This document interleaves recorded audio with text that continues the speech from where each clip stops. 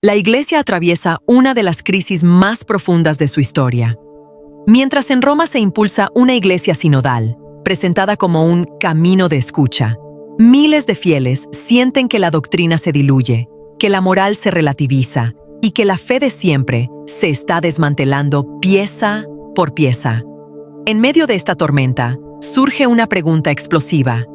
¿Es la fraternidad sacerdotal San Pío X el último refugio para salvar tu fe ante la Iglesia del Vaticano?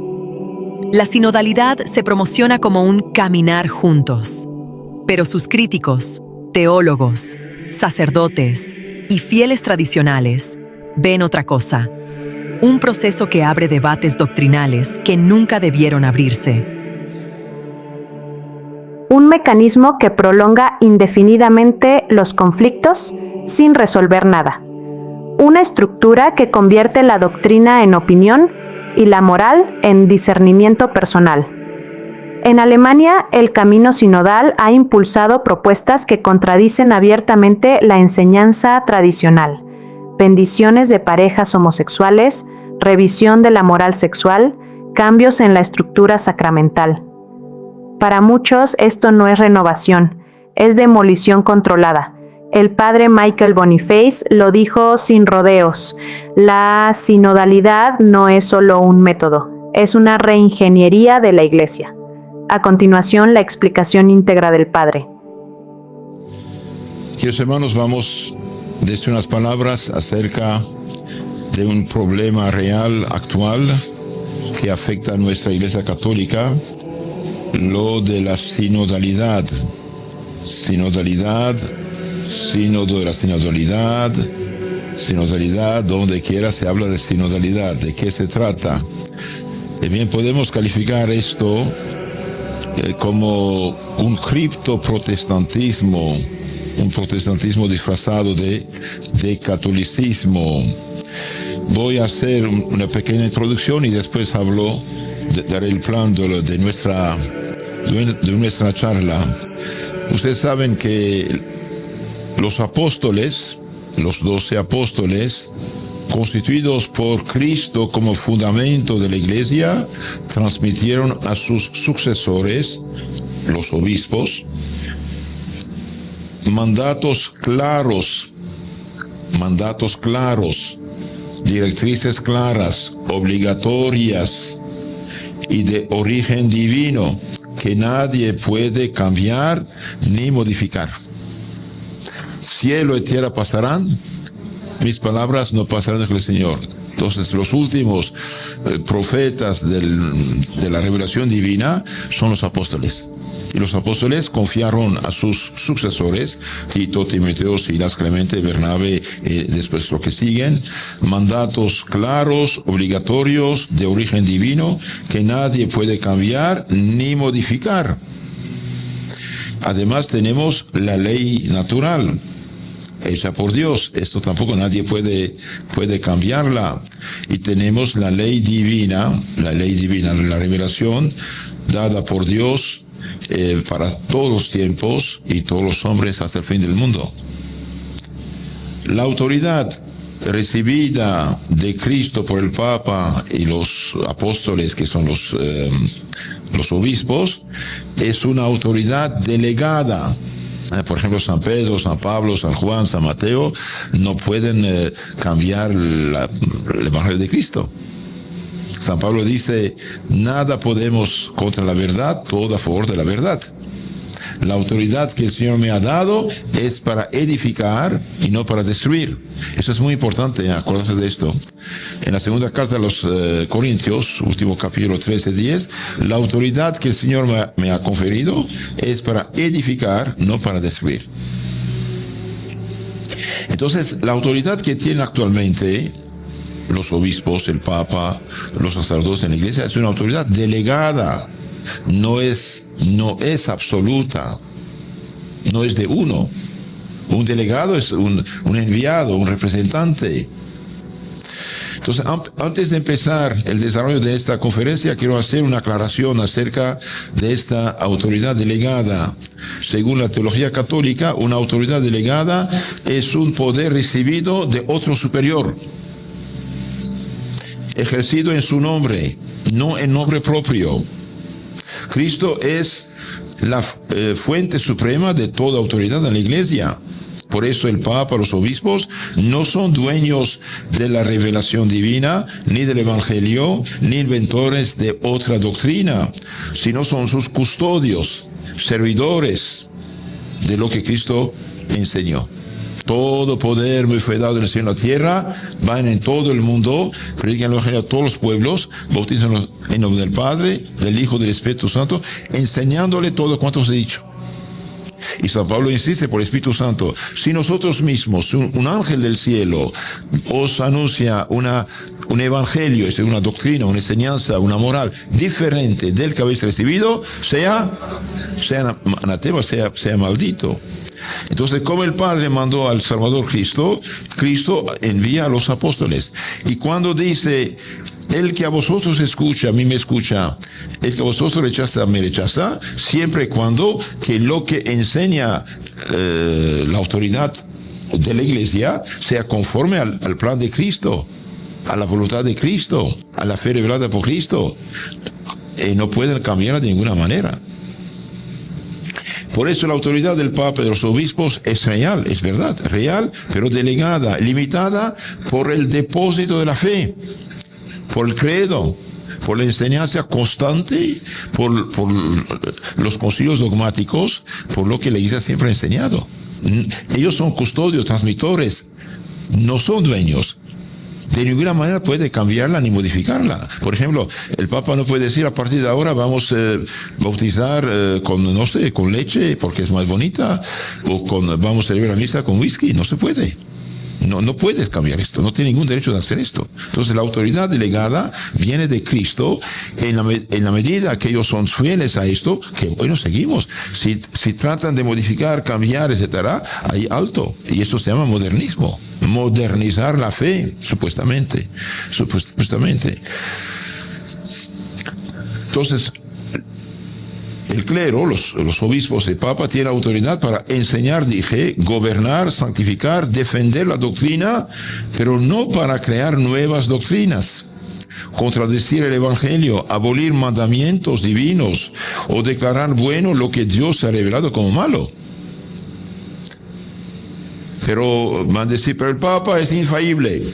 Es verdad que es infalible, pero ¿en qué? ¿Cuándo? ¿Cómo? ¿En qué medida? La Iglesia lo ha clarificado. Cuando en 1870 en el Concilio Vaticano I se declaró la infalibilidad pontificia, bien, en la Constitución Dogmática Pastor Eternos, capítulo 4, dijo esto la Iglesia. El Espíritu Santo no fue prometido a los sucesores de Pedro, a los papas siguientes, para que manifestaran una nueva doctrina, sino para que custodiaran y santamente y expusieran fielmente la revelación transmitida por los apóstoles, ni más ni menos. Entonces su deber es comunicar, exponer, defender la doctrina recibida, no cambiarla, no modificarla, y mucho menos de dar un nuevo evangelio que no es el de Cristo. El Catecismo San Pío X, número 200, la pregunta 200, dice, ¿cuándo el Papa es infalible? Bien, dice el Papa infalible solo cuando, en virtud de su autoridad suprema, delegada, proclama un dogma de fe o de moral para la Iglesia universal. Claro, todo lo demás debería ser correcto también, claro, pero si hace cosas, opiniones, o doctor privado, o no sé qué opiniones, hay cuidado. En la medida que contradice lo que siempre fue enseñado, bien, hay problema. Y el problema no somos nosotros que lo creemos. Igual que un embajador representa al rey, pero no puede cambiar las órdenes del rey, así el Papa y los obispos representan a Cristo, pero no pueden cambiar la doctrina recibida de Cristo. Por ejemplo, estos que quieren casar hombre con hombre, mujer con mujer, o dar la comunión a los adúlteros, aunque sean cardinales y obispos con báculo, no hay gravísimo problema. Son unos infieles. No representan a Cristo en este caso. En la actualidad, el magisterio, por gracia del Papa Francisco, y los documentos del sínodo de la sinodalidad proponen un acento particular en la escucha, en la participación, el sensus fidei, el sentido de la fe.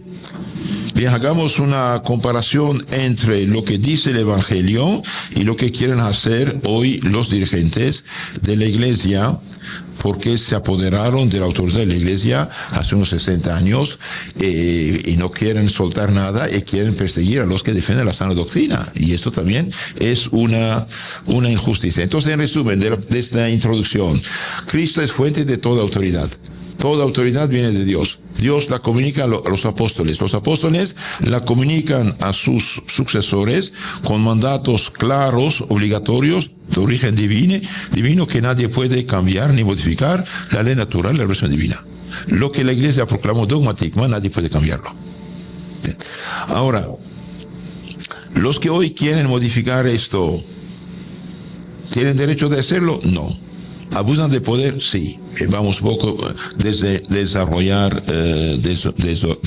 esto. Entonces, primero vamos a ver lo que enseña la doctrina católica apostólica de 20 siglos, basada en el Evangelio, traducción apostólica, magisterio de la Iglesia, y después comparar un poco, no vamos a fondo porque es mucho, comparar con lo que pretenden hoy los de la sinodalidad, como dicen.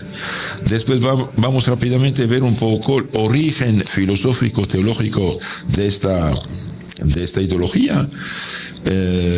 Y después veremos lo que quieren, lo que hacen, los que buscan los obispos de Alemania, Bélgica, Francia, Holanda, etcétera, que quieren cambiar totalmente la moral católica.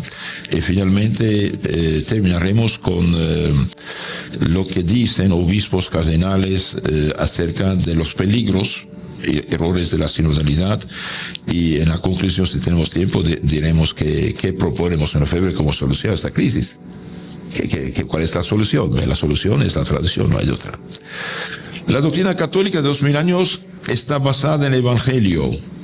Cristo fundó su iglesia, nadie puede fundar otra iglesia o poner otro fundamento. Nadie puede hacer esto. Nadie puede fundar otra iglesia, nadie puede cambiar o predicar otro evangelio. Si alguien cambia predica otro evangelio, ahí de él, pero no puede decir que soy católico. Mucho menos representante de Cristo. Es un anatema. Gálatas 1:8, ¿no? El que funda otra iglesia o predica otro evangelio no tiene nada que ver con Cristo. Es un usurpador. Nadie puede dar otra misión a la iglesia que la misión que Cristo le ha dado. Evangelizar, santificar, predicar la penitencia, el arrepentimiento, salvar las almas y llevarse al cielo. Eso es su misión, en primer lugar. ¿Cuál es el mandato del Señor? Es lo que acabo de decir. Evangelizar, bautizar, convertir, salvar las almas. El mandato misionero o la gran misión dado a Cristo por los apóstoles, bien, es la que todos conocemos, está al final del Evangelio de San Mateo 28, capítulo 28. Vaya pues en todo el mundo, enseña a todos los pueblos, bautícenlos en el nombre del Padre, del Hijo y del Espíritu Santo, enseñándoles todo cuanto os he dicho. Ahora, Cristo habló, los apóstoles recibieron el Espíritu Santo el día de Pentecostés con la plenitud de sus dones, y Él va a acordarles todo lo que ha hecho. Entonces, por lo tanto, lo que escriben los apóstoles no es cuestión de cultura de su tiempo, es palabra de Dios. Cuando dice, ni los adúlteros, ni los fornicarios, ni los homosexuales, ni los borrachos van al cielo, es palabra de Dios, no es cuestión cultura de opinión de San Pablo. No, es Dios que habla por la boca de San Pablo, es palabra divina. Si no lo creen, que lo digan. Pero que no se digan católicos entonces. La fe católica de los 27 libros del Nuevo Testamento es revelación divina. Entonces vayan en todo, enseñar todo lo que os he dicho. Y Cristo dijo también, estaré con ustedes al fin del mundo. Entonces la iglesia tiene una misión. ¿Cuál? La de predicar el evangelio, convertir las almas, y no un diálogo que... Sí, claro, se dialoga para hablar, para convertir. San Pablo también dialogaba, pero los bautizaba. los convertía, los hacía cristianos. Entonces la misión de la iglesia, como dije, es convertir, bautizar, enseñar, santificar, salvar, y no otra cosa, no otra cosa. Ahora veamos aquí lo que dice la doctrina católica y lo que pretende esta ideología de la sinodalidad, del modernismo de hecho. Es bien, primero, lo que enseña la Iglesia, la tradición apostólica católica, es predicar la verdad revelada, el Evangelio. Bien, enfrente de la solemnidad tenemos frente a esto, escuchar al pueblo de Dios. Pero Cristo no dijo, vayan a escuchar, dijo, vayan a prediquen, enseñen. Claro, se escucha para ver problemas, ok, pero de ahí que nazca de una revelación nueva, divina, eso no es católico. La iglesia tiene mi comisión de guardar el depósito de la fe. Oh Timoteo, guarda el depósito.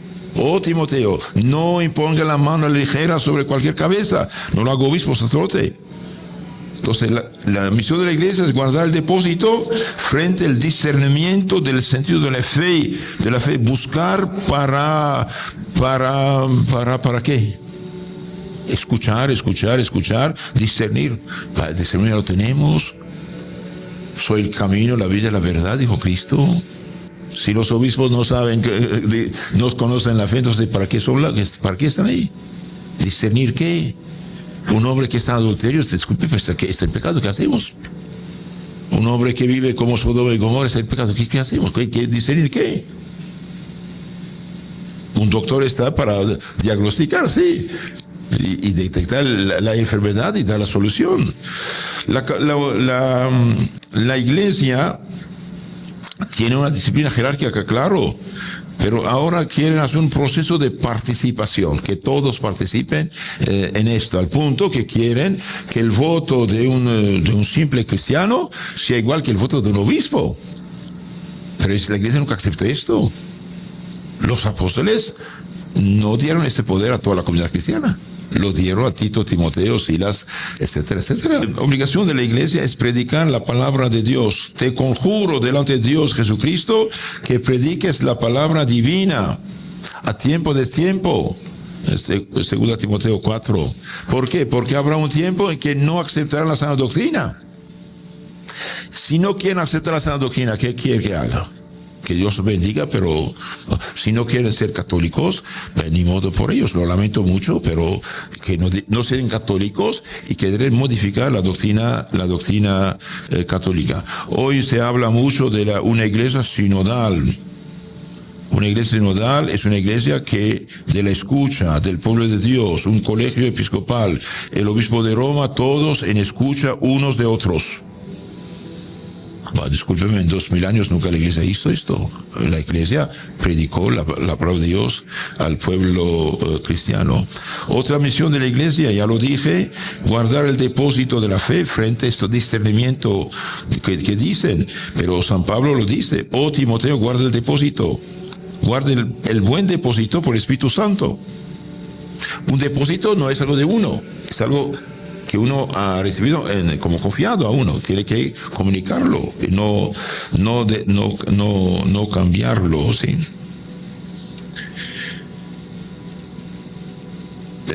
Los de la sinodalidad dicen, el conjunto de los fieles no puede equivocarse en la fe cuando manifiesta un consenso universal en materia de fe y de costumbres. Esto dice el documento preparatorio del sínodo de la sinodalidad. Es verdad que el conjunto de los fieles no puede equivocarse en la fe. Y precisamente por esto hay tantos fieles católicos que protestan contra esta falsificación de la fe. Por lo tanto, el pequeño grupo selecto de cada parroquia que ni representa ni 1% de los católicos del mundo que quieren poner su voluntad como pueblo de Dios es mentira. El 99% de los católicos no tiene nada que ver con esto. Por lo tanto, representar un 1%, 2%, menos de 5% de gente adoctrinada con una ideología modernista, liberal, condenada durante más de 100 años por los papas, no representa el pueblo cristiano. Por lo tanto, lo que dicen aquí en sí sería correcto, pero es tramposo. el conjunto de los fieles no puede equivocarse en la fe cuando manifiesta un consenso universal en materia de fe y de costumbre. Bien, todos los católicos hoy, hablo de los católicos practicantes, de los católicos que conocen su fe, de los católicos que viven cristianamente en el Evangelio. Bien, ningún católico que vive el Evangelio va a aceptar esto que proponen. Por lo tanto, no representa el pueblo cristiano. De hecho, ¿a quién escogieron para participar en esas reuniones? Los amiguitos, los más allegados en las parroquias. Pero ¿y cuántos católicos no practican o se retiran? ¿Sí? Entonces, esto dice, confunde el sujeto que cree con la regla de la fe. Introduce un criterio implícitamente sociológico, abre la puerta a un evolucionismo doctrinal. El pueblo quiere, palabra muy bonita, pero pobre pueblo, ¿no? El gran teólogo del siglo XX, Reginald Garrigou-Lagrange, un gran teólogo de los tomistas, de los verdaderos, dijo, si los conceptos cambian con el tiempo, la verdad misma queda relativizada, cada quien su verdad.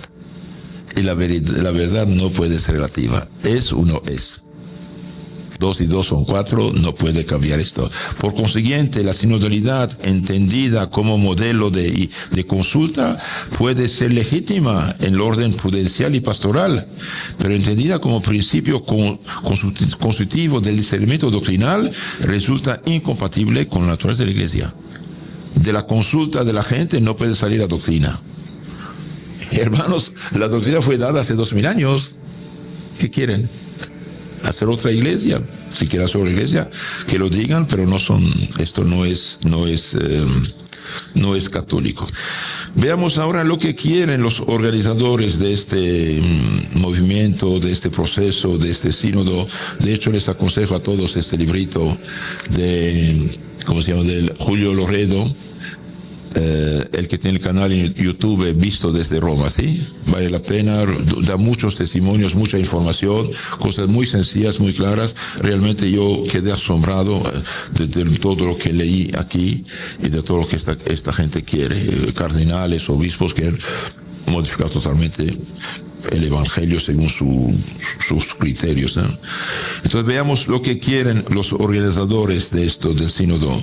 Los organizadores del sínodo, de la sinodalidad, aconsejan que se eche la escucha más amplia posible, que incluya hasta los ateos.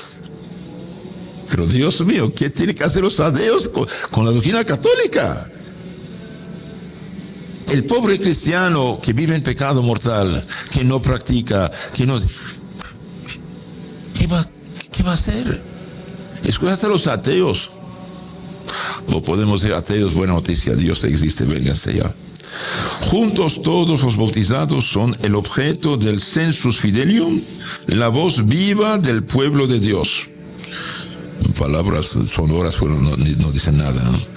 Al mismo tiempo, para participar plenamente en el acto de discernimiento, es importante que los bautizados escuchen las voces de otras personas en su contexto local, incluidas las personas que han dejado la práctica de la fe, las personas de otras tradiciones de fe, los no católicos, las personas sin creencias religiosas.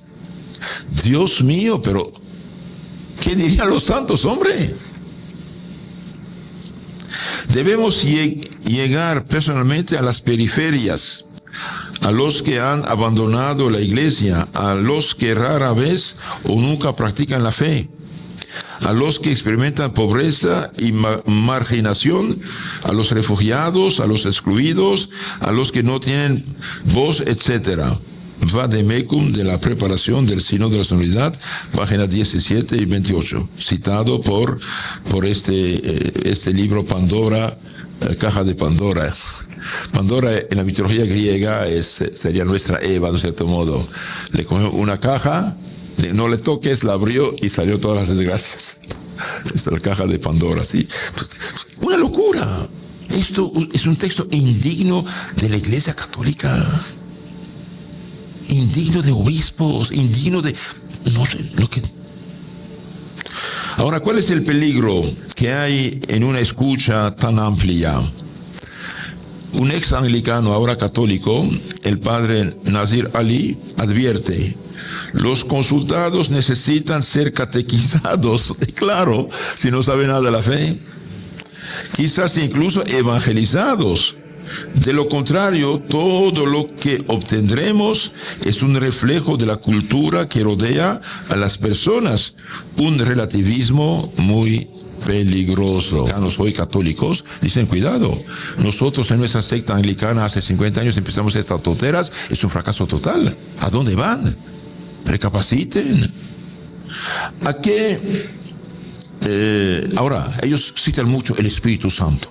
El Espíritu Santo hará sorpresas. Bien, sépanlo, es burlarse del Espíritu Santo. No tiene nada que ver con esto. Es mentira. Como las sectas, cada rato, Espíritu Santo. Sí, Espíritu, pero no es el Santo. No tiene nada que ver. Sí. ¿Se pueden atribuir al Espíritu Santo propuestas erróneas, escandalosas? No. No. Se tratará de una manipulación blasfema, dice un obispo de Francia, Robert Mozart. Es una manipulación blasfema a utilizar el Espíritu Santo en este caso. No tiene nada que ver, hermanos, claro, pero no les cuesta engañar, ¿no? Hasta la fecha, el proceso sinodal se parece más a un experimento sociológico, tiene poco que ver con el Espíritu Santo, supuestamente haciéndose oír a través de todo aquello. Eso casi podría llamarse blasfemia, insulto contra Dios. Lo que se está volviendo cada vez más claro es que el proceso sinodal se utilizará para cambiar una serie de posiciones de la Iglesia, con el Espíritu Santo supuestamente siendo arrojado a la refriega como un defensor, cuando en realidad el Espíritu Santo ha inspirado lo contrario a lo largo de los siglos. Entonces hacen decir supuestamente un supuesto Espíritu Santo lo que ellos quieren y les hacen decir lo que el Espíritu Santo dijo al contrario hace 20 siglos. Entonces es una manipulación, punto. Etcétera, etcétera. Voy a pasar un poco. Ellos quieren hacer una iglesia democrática. Voz de todos van a decidir, todos van a votar, eso es lo que quieren los obispos de Alemania, y bien, esto contradice el Evangelio, contradice la tradición apostólica que pone pastores legítimos contra una iglesia de acompañamiento nada más. San Pablo sí hablaba, acompañaba, pero para bautizar, para confirmar, para ser cristianos.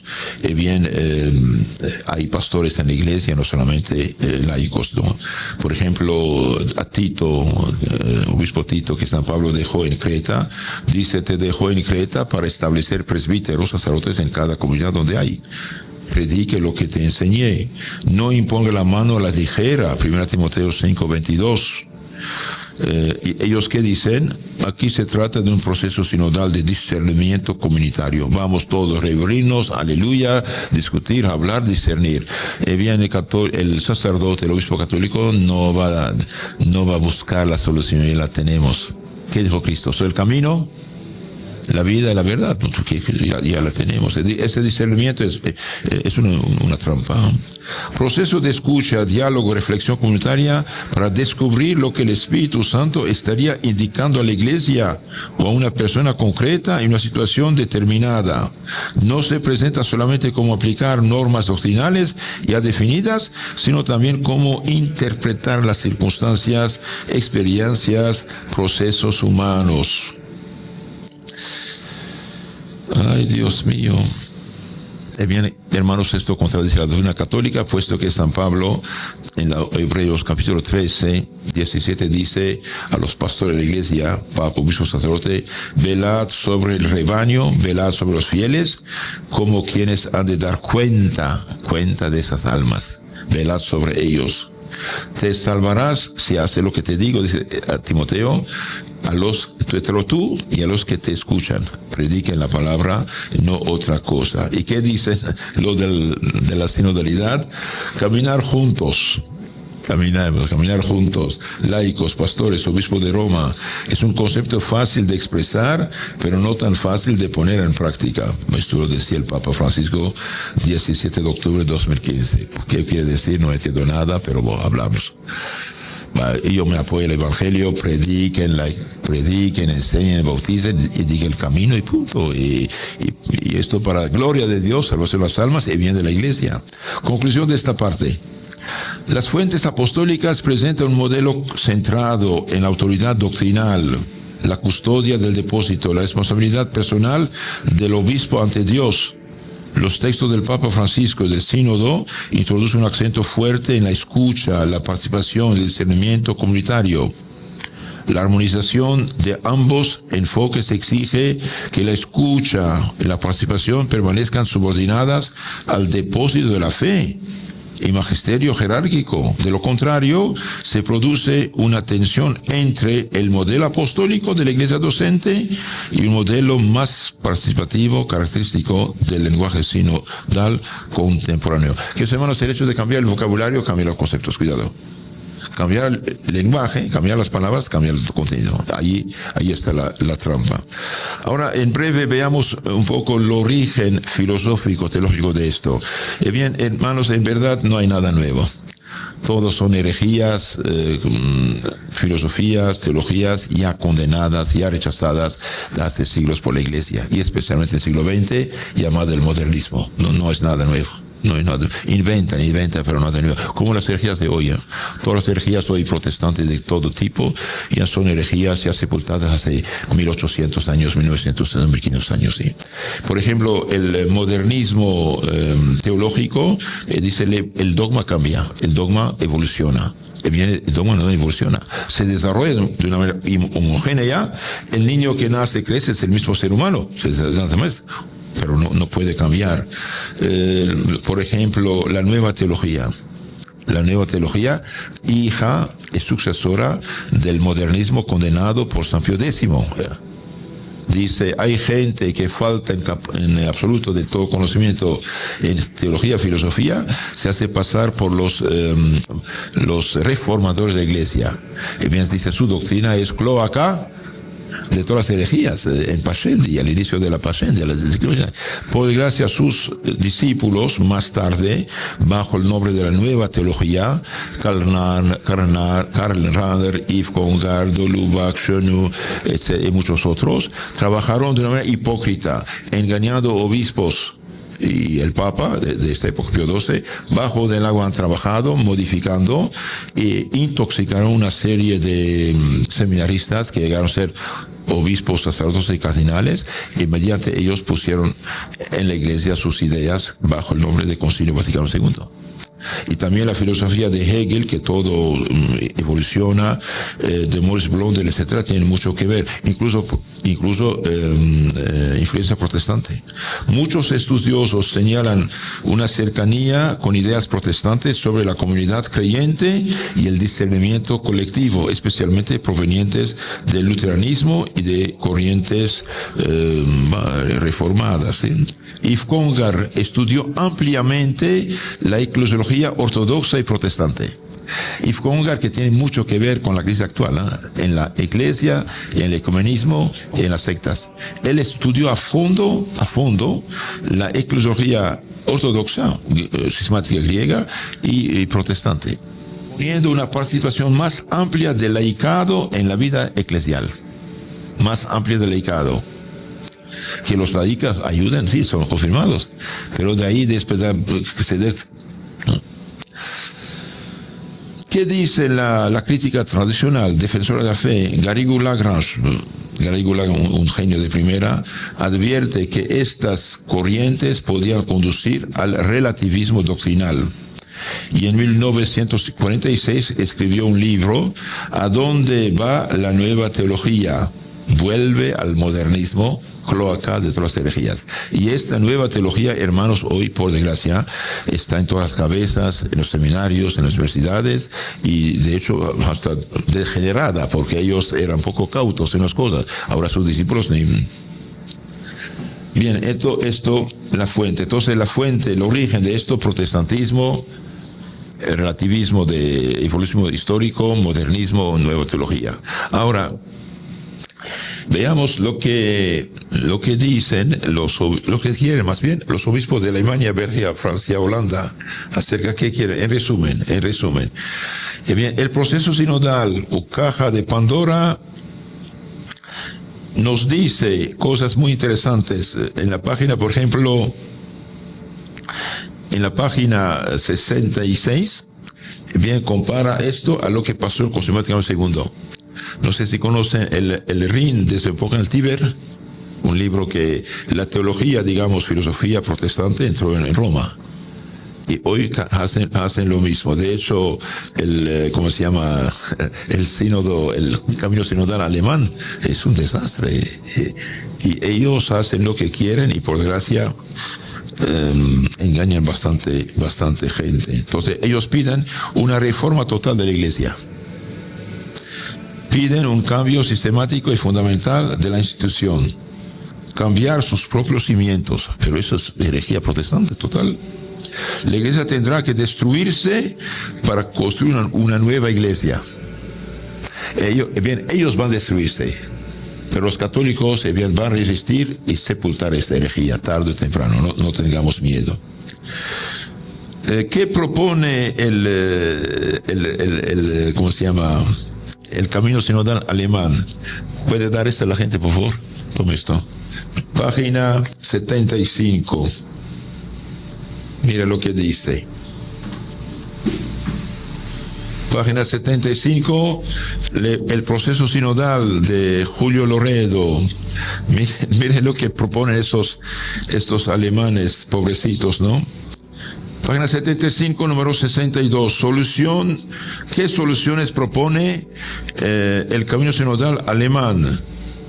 Para superar el clericalismo, el sacerdocio, imperante en la Iglesia, cambiando su estructura jerárquica y su moral, los promotores del camino sinodal proponen: 1. La participación de los laicos en el nombramiento de los obispos y una democratización de la estructura de la Iglesia, tipo protestante. Entonces, que los laicos ahora escogen los obispos. La superación de la obligación del celibato para los sacerdotes, como pastores protestantes. Admisión al orden sagrado de personas homosexuales. Es el pecado mortal. Admisión al orden sagrado de los homosexuales. Apertura del ministerio sacramental a las mujeres. Dice revalorización de la homosexualidad. La aceptación de la unión entre personas del mismo sexo. La condenación de la moral sexual tradicional de la Iglesia. No es de la Iglesia, es de Dios. Es revelación divina. Podemos sintetizar la agenda del camino sinodal alemán en 2 puntos. Deconstrucción de la moral evangélica católica y deconstrucción de la jerarquía católica. Y bien, fíjese, el cardenal Müller, que era prefecto de la doctrina de la fe, bien dice: esto no tiene nada que ver con la fe católica ni con la Iglesia católica. Pura herejía promovida, enseñada por gente que se dice católica. Realmente es algo monstruoso, algo horrible. Proponen de modificar el catecismo, página 83. Y bien, en página 83, número 72, ahí dice, esto Sodoma y Gomorra es intrínsecamente desordenado. En sí mismo desordenado, no se puede de ninguna manera aceptar esto. Bien, quieren también modificar esto. Página 83, número 74. ¿Qué significa incluir a los homosexuales en la iglesia. El sentido propuesto por el sínodo alemán y por muchos promotores del sínodo universal, incluir, entre comillas, a los homosexuales significa aceptarlos en la iglesia sin ninguna restricción ni llamada a una conversión moral. Hermanos, la iglesia nunca rechazó ningún pecador arrepentido. Al contrario, predica el arrepentimiento, la conversión y la misericordia de conversión. Pero aquí quiere incluirlos sin arrepentimiento, sin restricción y sin conversión. En otras palabras, significa aceptar no solo el pecado, sino también al pecador, sino también el pecado. Y eso es diabólico, punto. No podemos hacer otra cosa. Mire lo que dice un obispo americano. Tal vez nadie haya afirmado esta tesis con más claridad que el cardenal Robert McElroy, arzobispo de San Diego, Estados Unidos. En un artículo publicado en la revista Jesuita América, afirmó que el sínodo debería incluir aquellos que están divorciados y vueltos a casar, ponga la palabra adulterio, sin una declaración de nulidad de la iglesia, miembros de entonces deben aceptar a la comunión los que están viviendo en adulterio sin haber tenido declaración de nulidad. Debe aceptar en la iglesia a los miembros de la comunidad LGBT y aquellos que están casados civilmente, pero que que no han sido casados por la iglesia. Y este hombre es cardenal, es obispo, va a elegir el papa, y publica una revista de los jesuitas. Tenía que haber los comulgados al tiempo, ¿no? Etcétera, etcétera. Esta inclusión implicaría la recepción de la Sagrada Comunión por parte de personas que objetivamente viven pecado público. ¿Y qué dice San Pablo? El que come, bebe el cuerpo del Señor dignamente, come, bebe por la condenación. He propuesto que los católicos divorciados vueltos a casar o las personas LGTB que buscan ardientemente la gracia de Dios en sus vidas no sean excluidas categóricamente de la Eucaristía. Hermanos, no es que la iglesia los excluya. El problema hay un obstáculo. ¿Cuál es el obstáculo? Es el pecado. Una persona divorciada, una persona homosexual, una persona con tendencias que sea, tiene este problema. Tenemos que ayudarla a vivir cristianamente. Ahora veamos un poco lo que dicen los defensores de la fe, la fe católica. Bien, los padres de la Iglesia, el magisterio pontificio, los concilios dogmáticos establecen principios doctrinales que permiten formular objeciones graves a una concepción de la Iglesia basada en el discernimiento desde abajo, en la opinión del pueblo o en la relativización de la autoridad doctrinal. Bien, la doctrina católica rechaza esto. La verdad revelada no procede del pueblo, sino de Dios y de sus apóstoles. No es lícito introducir lo que no ha sido transmitido, decía San Vicente de Lerens. Lo que ha sido creído en todas partes, siempre y por todos, esto es católico. Otra cosa no es católica. El dogma no puede jamás cambiarse bajo pretexto u en nombre de una profunda inteligencia. El dogma no se cambia. Pío IX. Los modernistas ponen la ciencia colectiva como regla suprema. No, señor. Etcétera, etcétera. Ahora, acerca de esto, discernimiento es algo subjetivo. Los padres y doctores de la Iglesia insisten en la primacía de la verdad objetiva sobre la experiencia. No debemos seguir nuestros propios pensamientos, sino la enseñanza apostólica comunicada por la Iglesia. La Iglesia docente tiene el derecho, el deber de enseñar, y los fieles deben someterse y escuchar, dice el Catecismo Mayor del Papa San Pío X. No corresponde a los fieles juzgar de la doctrina de la fe. Ellos deben recibirla. ¿Por qué? Porque Cristo dijo, prediquen, enseñen, no dijo otra cosa. Unas palabras más acerca de los defensores, dije, de la fe. Bien, gracias a Dios, hay cardenales, hay obispos, hay sacerdotes que dicen, esto no es católico. Especialmente, ya lo he citado, el cardenal Müller, la fe no es un resultado de reflexiones, de acuerdos humanos, sino un don que viene de alto, de Dios. No, eso no se puede cambiar. No se puede sustituir la revelación por opiniones de grupos o por voto. Esto no es católico. Incluso el supermodernista Walter Casper, se queja de esto. Cuidado, ¿a dónde vamos? El cardenal Zen, el chino, maravilloso, nonagenario pero maravilloso, dice, la férrea manipulación del proceso sinodal es un insulto a la dignidad de los obispos. La referencia constante al Espíritu Santo es ridícula y casi blasfema. Entonces se esconden dentro de este Espíritu Santo.